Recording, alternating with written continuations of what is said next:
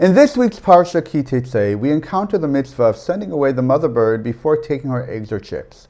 The Torah states, Ki karei kan tzipor lefanecha baderech b'chol eitz o al haaretz efrochim o veitzim v'ha'em ravetzet al ha'efrochim o al ha'beitzim lo tikach ha'em al habanim.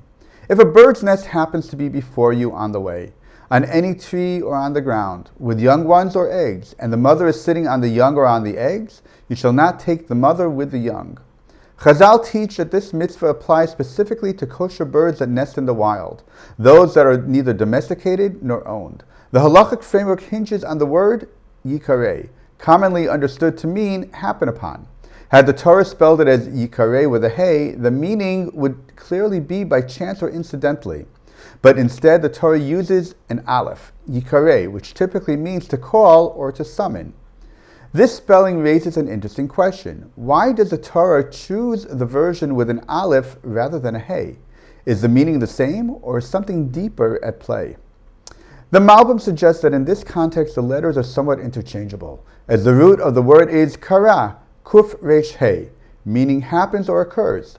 Based on this, we can understand the verse to mean that if someone is simply going about their way and comes across a nest in the wild, then if they wish to take the eggs or the chicks, this is the proper procedure.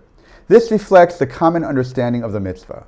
However, the Midrash Agadah Buber edition offers a different lens. It teaches that from this verse, we learn that one need not actively search for the nest.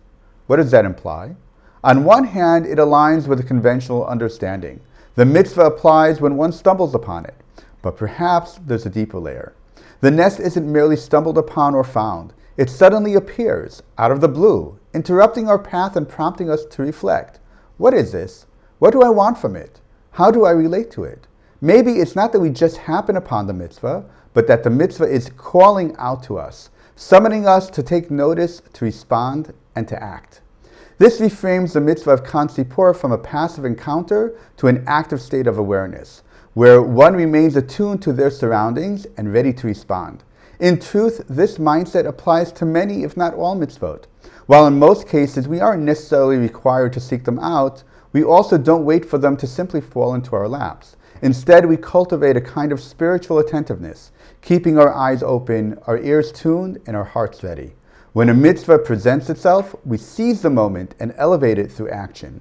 In a sense, this reinforces the message from a few verses earlier, that if a person sees someone in any type of trouble, they cannot ignore their plight. By remaining aware of what's happening around us, we allow the mitzvah to call out to us, and we respond accordingly, transforming a chance encounter into a holy moment. Shabbat Shalom.